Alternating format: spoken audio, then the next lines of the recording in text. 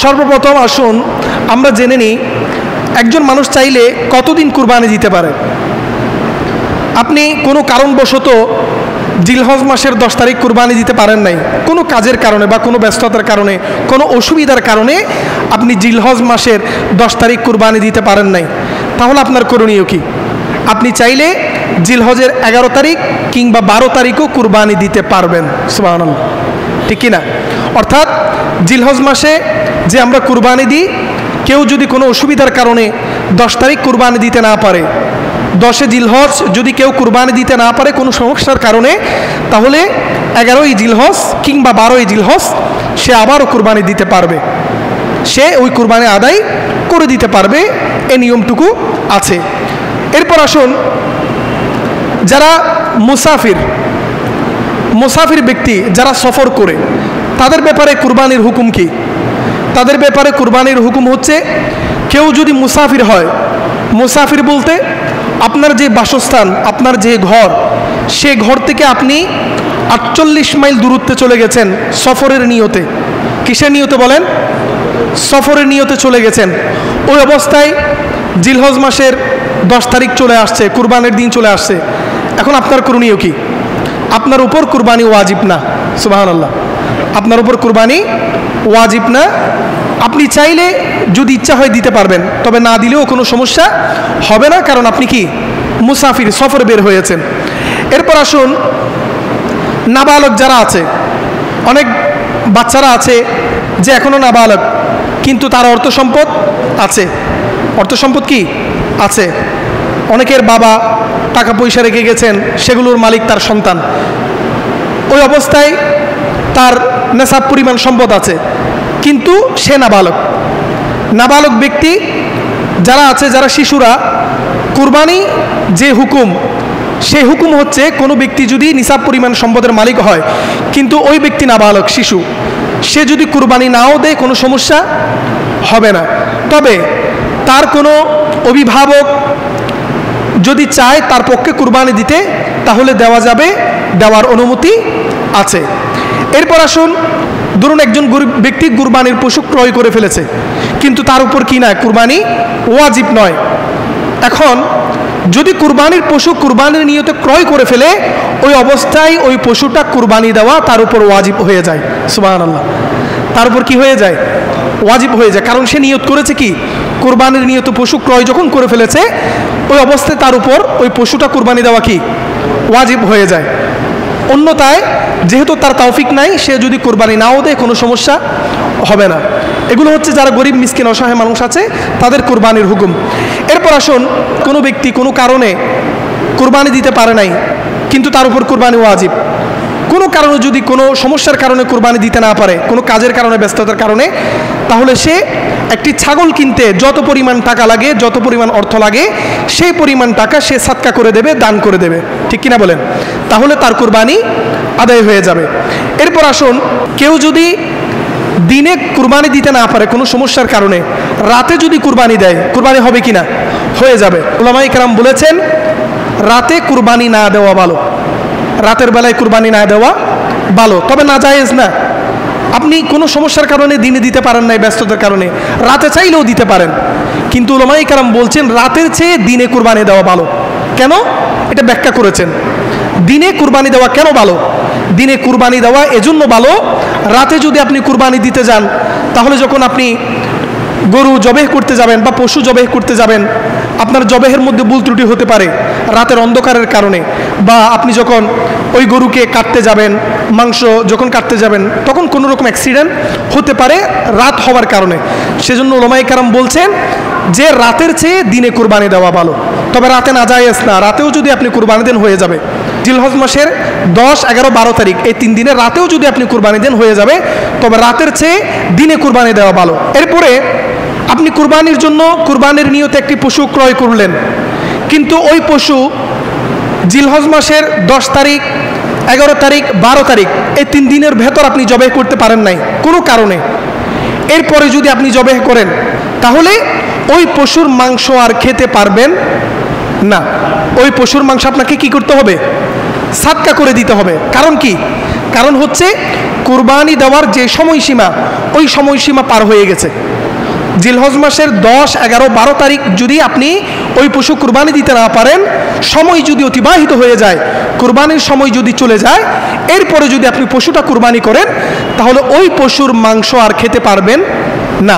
জবেহ করে ওই মাংস আপনার গরিব, দুঃখী, অসহায়, মিসকিন মানুষ যারা আছে তাদেরকে বন্টন করে দিতে হবে, সাদকা করে দিতে হবে। এরপর আসুন, বন্য পশু দিয়ে কি কুরবানি জায়েজ? না। বন্য পশু যেমন হরিণ, হরিণ দিয়ে যদি কেউ কুরবানি করে, কুরবানি কি জায়েজ হবে? হবে না, কারণ এটা গৃহপালিত পশু না। সেজন্য গৃহপালিত পশু, গৃহপালিত প্রাণী হতে হবে। বন্য পশু দিয়ে কখনো কুরবানি জায়েজ নয়, এটা মাথায় রাখবেন। এরপর আসুন, আপনি যে পশু দিয়ে কুরবানি করছেন সেই পশু হক নর বা মাদি, এটা পুরুষও হতে পারে বা নারীও হতে পারে।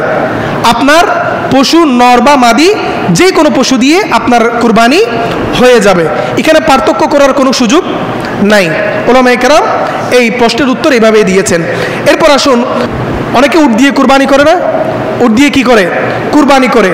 তো কেউ যদি উট দিয়ে কুরবানি করতে চায়, ওই উটের বয়স কমপক্ষে 5 বছর। কয় বছর? 5 বছর। কমপক্ষে 5 বছর, এর চাই বেশিও হতে পারে, তাহলে ওরকম উট দিয়ে কুরবানি হয়ে যাবে। গরু, মহিষ এই জাতীয় পশু দিয়ে যদি আমরা কুরবানি করি, তাহলে সেগুলোর বয়স কমপক্ষে 2 বছর হতে হবে। 2 বছর যদি পরিপূর্ণ হয় বা তার বেশি হয়, এমন পশু দিয়ে কুরবানি জায়েজ হবে। এরপর আসুন, ভেড়া এবং দুম্বা যদি 1 বছরের কমও হয়, কিন্তু দেখতে লাগে যে এটা স্বাস্থ্য ভালো, দেখতে মনে হচ্ছে 1 বছর হয়ে গেছে, এমন প্রাণী যদি হয় তাহলে কুরবানি দেওয়া যাবে। তবে 6 মাসের কম হওয়া যাবে না, 6 মাসের কম হওয়া যাবে না। তবে ছাগলের ক্ষেত্রে পরিপূর্ণ 1 বছর হতে হবে, পরিপূর্ণ 1 বছর হতে হবে, এটা মাথায় রাখবেন। এরপর আসুন, আমরা যে প্রাণী দিয়ে কুরবানি দিচ্ছি ওই প্রাণীতে কতজন ব্যক্তি শরিক হতে পারবে? ওই প্রাণী যদি ছাগল হয়, ভেড়া হয়, দুম্বা হয়, তাহলে একজনের বেশি শরিক হতে পারবে না, একজনের বেশি শরিক হতে পারবে না। যদি গরু হয়, মহিষ হয়, উট হয়, তাহলে 7 জনের বেশি শরিক হতে পারবে না। সর্বোচ্চ কয়জন? 7 জন। তবে এক্ষেত্রে কেউ যদি 2 জনে মিলে দিতে চায়, দিতে পারবে। গরু, মহিষ, উট এগুলো যদি কেউ 2 জনে মিলে দিতে চায়, দিতে পারে। 3 জনে মিলে চাইলে তাও দিতে পারে, 5 জনে চাইলে তাও দিতে পারে। তবে 7 জনের বেশি হওয়া যাবে না। এরপর আসুন, 7 জনে মিলে যদি একটি গরু কুরবানি করে, 7 জনে মিলে যদি একটি উট কুরবানি করে, 7 জনে মিলে যদি একটি মহিষ কুরবানি করে, সেই ক্ষেত্রে হুকুম কি? সেই ক্ষেত্রে হুকুম হচ্ছে সকলকে সমান ভাগে মাংস আমাদেরকে বন্টন করতে হবে। আবার মাংস বন্টনের ক্ষেত্রে ধারণা করে আপনার আন্দাজে মাংস বন্টন করা যাবে না, পরিমাপ করতে হবে। কি করতে হবে? পরিমাপ করে আমাদেরকে মাংস বন্টন করতে হবে। এটাই হচ্ছে, যদি আমরা 7 জনে মিলে কুরবানি করি সেই ক্ষেত্রে আমাদের মাংস বন্টনের হুকুম। এরপর আসুন, আপনারা 7 জন মিলে কুরবানি দিচ্ছেন, 6 জনের নিয়ত হচ্ছে আমরা আল্লাহর ওয়াস্তে, আল্লাহকে খুশি করার জন্য কুরবানি দিচ্ছি। কিন্তু একজন ব্যক্তির নিয়ত, আপনাদের 7 জনের মধ্যে একজনের নিয়ত যদি এমন হয় যে আমার কুরবানি এটা আমি আল্লাহকে খুশি করার জন্য দিচ্ছি না, এমনিতে মাংস খাওয়ার জন্য দিচ্ছি, ওই ক্ষেত্রে উলামায়ে কেরাম বলছেন 7 জনের একজন ব্যক্তিরও কুরবানি আদায় হবে না। নাউজুবিল্লাহ বলে, একজন ব্যক্তিরও কুরবানি আদায় হবে না। সেজন্য যাদেরকে আপনি শরিক নিচ্ছেন, আপনার সাথে যাদেরকে সম্পৃক্ত করছেন আপনার পশুতে কুরবানি দেওয়ার জন্য, নিয়ত শুদ্ধ আছে কিনা এই বিষয়টা আপনাকে দেখতে হবে। এখন আপনারা 7 জনে মিলে কুরবানি দিলেন, 6 জনের নিয়ত হলো আমরা আল্লাহর ওয়াস্তে, আল্লাহকে খুশি করার জন্য কুরবানি দিচ্ছি, কিন্তু একজন ব্যক্তির নিয়ত ভালো না, এটা উলামায়ে কেরাম বলে দিচ্ছেন। একজনের নিয়ত ভালো না, সে মাংস খাওয়ার জন্য কুরবানি দিচ্ছে, আল্লাহকে খুশি করার জন্য না। তো উলামায়ে কেরাম বলছেন যে ওই অবস্থায় একজন ব্যক্তির কুরবানি আদায় হবে না। সেজন্য আপনি শরীকে যাকে নিচ্ছেন, আপনার সাথে যাকে সম্পৃক্ত করছেন, তার নিয়ত ভালো আছে কিনা এই বিষয়টা লক্ষ্য রাখতে হবে। এরপর আসুন, আপনি পশু কুরবানি দিলেন, আপনি চাচ্ছেন আপনার সন্তানের আকিকা সহ সেখানে হয়ে যাক, নিয়ত করেছেন আপনি আকিকা সহ আদায় করতে চাচ্ছেন। উলামায়ে কেরাম বলছেন যদি আপনি আকিকা আদায় করতে চান, অবশ্যই অবশ্যই কুরবানির সাথে আপনি আকিকাও আদায় করে ফেলতে পারবেন, কোনো সমস্যা হবে না। এরপর আসুন, কোনো পশু আপনি কুরবানি দিচ্ছেন কিন্তু ওই পশু এতটাই দুর্বল, এতটাই রোগাক্রান্ত হয়ে গেছে, এতটাই দুর্বল হয়ে গেছে যে ওই পশু নিজ পায়ে হাঁটতে পারে না, নিজ পায়ে হাঁটতে পারে না, দুর্বল হয়ে গেছে। এমন পশু দিয়ে কুরবানি করা জায়েজ নয়। এমন পশু দিয়ে কুরবানি করলে আমাদের কুরবানি হবে না। এরপর আসুন, যেই পশু রোগাক্রান্ত এবং দুর্বল হয়ে গেছে, খুব বেশি দুর্বল, এমন পশু দিয়ে কুরবানি করা জায়েজ নয়। এরপর আসুন, কোনো পশুর মুখের মধ্যে সবগুলো দাঁত আছে, কয়েকটা দাঁতে সমস্যা হয়েছে, 3টা 4টা 5টা দাঁতে সমস্যা হয়েছে, কিন্তু সে খাদ্য খেতে পারে, ভালোভাবে খাদ্য খেতে পারে, এমন পশু দিয়ে কুরবানি হবে। কিন্তু এমন পশু, যে পশু দাঁত সবগুলো পড়ে গেছে, সে খাবার খেতে পারে না, খাবার খেতে সমস্যা হয়, পানি খেতে সমস্যা হয়, ঘাস খেতে সমস্যা হয়, এমন পশু দিয়ে কুরবানি হবে না। এরপর আসুন, অনেক পশু আছে যেগুলোর শিং নাই, এমন পশু দিয়ে কুরবানি করলে আমাদের হবে কিনা সেই ক্ষেত্রে আমি আপনাদেরকে একটু বুঝিয়ে বলি। যদি এমন পশু হয় যে পশুর পূর্বে শিং ছিল, পূর্বে শিং ছিল, কিন্তু কোনো কারণে, কোনো সমস্যার কারণে তার মাথার শিং পড়ে গেছে, এমনকি তার মাথার যে মগজ, ওই মগজে আঘাত হয়েছে, মগজে কি হয়েছে, আঘাত হয়েছে, এমন পশু দিয়ে কুরবানি হবে না। তবে সেই ক্ষেত্রে যদি কোনো পশু পরিপূর্ণ বয়স হওয়ার পরেও তার মাথায় শিং গজায় নাই বা তার মাথায় শিং উঠে নাই, কিন্তু বয়স হয়েছে, যদি তার শিং না উঠে তাহলে ওই পশু দিয়ে কুরবানি হবে। আবার আরেকটা বিষয়, যদি কোনো পশুর মাথায় শিং আছে কিন্তু শিং পড়ে যায় নাই, এমনিতে সামান্য কোথাও একটু আঘাত লেগেছে বা কোথাও একটু আঘাত হওয়ার কারণে দাগ হয়ে গেছে, এমন পশু দিয়ে কুরবানি জায়েজ হবে। এরপর আসুন, যেই সমস্ত পশু অন্ধ, অর্থাৎ যেই পশুর 2টা চোখ নাই, একেবারে 2টা চোখ নাই, একেবারে অন্ধ, এমন পশু দিয়ে কুরবানি হবে না। আরেকটা বিষয় হচ্ছে, যেই পশুর 2 চোখ থেকে 1 চোখ একেবারে সম্পূর্ণভাবে নষ্ট হয়ে গেছে, 1 চোখ সম্পূর্ণভাবে কি হয়ে গেছে, নষ্ট হয়ে গেছে, কোনো অ্যাক্সিডেন্টের কারণে, কোনো সমস্যার কারণে 1 চোখ সম্পূর্ণভাবে নষ্ট হয়ে গেছে, এমন পশু দিয়ে কুরবানি হবে না। এরপর আসুন, আপনি একটি গরু নিলেন, যে গরুর কান কাটা, লেজ কাটা, এমন পশু দিয়ে কুরবানি হবে কিনা? এটার উত্তর হচ্ছে, তার কান অথবা লেজ যদি অর্ধেকের চেয়ে বেশি কেটে যায় তাহলে এমন পশু দিয়ে কুরবানি হবে না। তবে তার লেজ অথবা কানে সামান্য পরিমাণ আঘাত লেগেছে বা অর্ধেকের বেশি নিরাপদ আছে, তাহলে এমন পশু দিয়ে কুরবানি হবে। এরপর আসুন, আপনি যখন গরু জবেহ করলেন, জবেহ করার পরে ওই গরুর পেটের মধ্যে যদি বাচ্চা পাওয়া যায়, বাচ্চাকে সহ জবেহ করতে হবে, বাচ্চাকে সহ কি করতে হবে, জবেহ করতে হবে, কুরবানি দিতে হবে।